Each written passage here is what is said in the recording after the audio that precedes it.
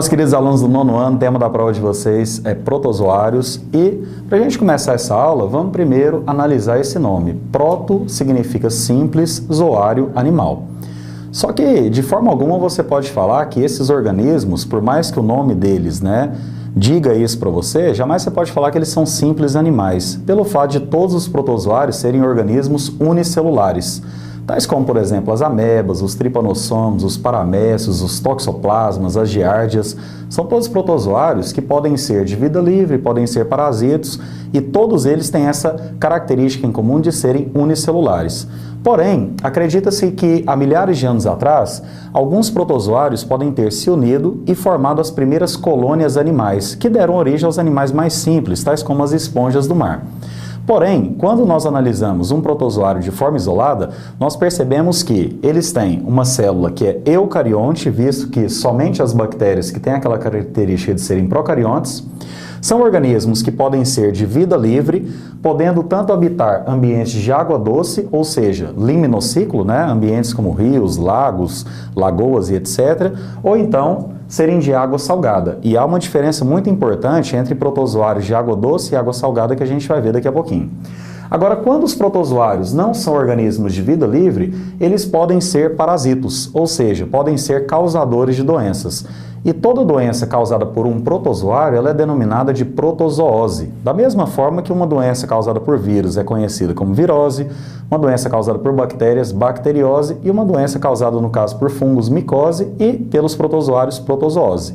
As protozooses mais comuns seriam a amebise, que é a famosa disenteria amebiana, causada por amebas que podem ser contraídas a partir da água ou de alimentos contaminados com cistos amebianos. Essas amebas elas começam a se alimentar da parede intestinal, causando fezes sanguinolentas como principal sintoma. Uma outra protozoose bastante comum é causada por protozoários flagelados, denominados de Trypanosoma cruzi, ou simplesmente tripanossomos, responsáveis por causar a doença de Chagas. Aquela doença que, entre outros órgãos, acomete principalmente o coração, promovendo uma cardiomegalia, ou seja, uma hipertrofia do músculo cardíaco devido ao fato dos tripanossomos se reproduzirem entre as fibras musculares do coração. E, nesse caso, nós comentamos em sala de aula que essa doença ela não tem cura em função dos protozoários demorarem a manifestar os sintomas no indivíduo. Uma outra doença muito interessante também seria a leishmaniose, causada também por protozoários flagelados, chamados de leishmanias. As leishmanias elas podem causar problemas na pele, ulcerações na pele que podem ser bem profundas, podendo induzir até outras infecções e podem atacar também as vísceras, os órgãos do indivíduo, tendo nesse caso uma forma até mesmo fatal caso o indivíduo não procure auxílio médico para fazer o tratamento. Uma outra doença também causada por protozoários bem comum é a malária, que é causada por protozoários denominados de plasmódio, sendo que existem 4 espécies de plasmódio que causam a malária em diferentes intensidades. Existe, por exemplo, o plasmódio ovale malari, que causam a malária de uma forma mais branda, tendo picos febris, que é o principal sintoma da doença malárica, a cada 72 horas. Já a forma mais comum, que é o plasmódio vivax, ele ocasiona os picos febris a cada 48 horas. E é uma forma intermediária, nem tão branda, nem tão agressiva. Visto que a forma mais agressiva de malária é ocasionada pelo plasmodium falciparum, que ocasiona os picos febris de 24 a 36 horas. Nesse caso, a forma mais grave de malária que pode matar o indivíduo rapidamente. Nesse caso, você viu comigo que existem protozoários de vida livre, de água doce ou água salgada, mas existem também aqueles causadores de doenças como esse que a gente citou aqui agora. Agora, além desses, existem protozoários que não causam problema nenhum e alguns deles, inclusive, podem até mesmo causar benefícios aos organismos onde eles estão associados. Lembre que toda vez que nós falamos em simbiose, ou então o termo simbionte, indica uma vida em conjunto. Por exemplo, no nosso organismo mesmo, existem alguns protozoários, como o Trichomonas gengivalis, que vive na região bucal sem causar problema nenhum. Ele simplesmente vive no seu organismo junto de bactérias que também podem ser encontradas no seu corpo. Quando um organismo ele vive no corpo de outro sem causar problema nenhum, nós falamos que ele é um inquilino desse organismo. Por exemplo, nesse caso, o protozoário que vive na nossa gengiva, o Trichomonas gingivalis, ele é um inquilino do nosso corpo. Para ele é positivo viver no nosso organismo, mas para nós tanto faz porque ele nem causa benefícios nem malefícios. Agora, existem alguns protozoários que vivem em associações simbióticas chamadas de mutualismo, que é quando ambos os indivíduos vivendo juntos se beneficiam. Por exemplo, o cupim ele se alimenta de celulose, mas todo animal não tem a capacidade de digerir celulose porque não produz a enzima necessária para isso, chamada de celulase. Agora, para que o cupim possa digerir a celulose, existe um organismo, no caso um protozoário chamado de triconinfa, que vive em mutualismo lá no seu intestino. Esse protozoário, quando o cupim come a celulose, o protozoário libera a celulase, que quebra a celulose, convertendo em várias moléculas de glicose. Metade dessas moléculas de glicose vão ficar para o cupim, para ele poder obter a energia de que ele precisa, e a outra metade fica para o protozoário. Nessa situação, quando ocorre um inquilinismo, os sinais seriam positivo, no caso, para o protozoário e zero para o indivíduo, né? Como naquele exemplo que eu citei no nosso caso, que existem protozoários inquilinos no nosso corpo, para nós tanto faz.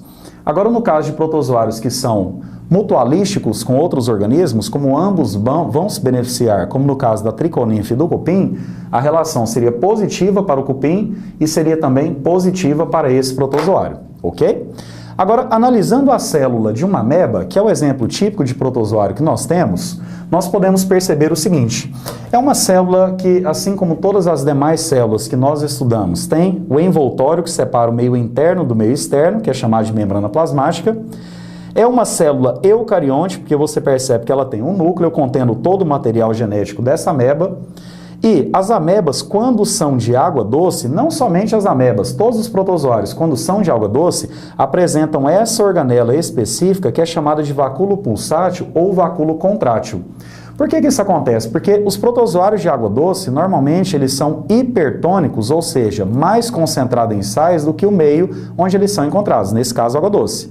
Então, a tendência desses protozoários é que eles ganhem grandes quantidades de água por osmose. E para evitar com que a célula, literalmente exploda do excesso de água que ela ganharia, estando no ambiente de água doce, o vacúolo pulsátil é uma organela que se enche de água e depois sofre uma contração, expulsando o excesso de água de dentro da célula, fazendo então a regulação hídrica, ou seja, a regulação osmótica dentro da célula desse protozoário. Porém, para fazer isso daqui, ele vai gastar uma grande quantidade de energia. Então, a todo momento, essa ameba ela tem que estar fagocitando, ou seja, ingerindo partículas alimentares.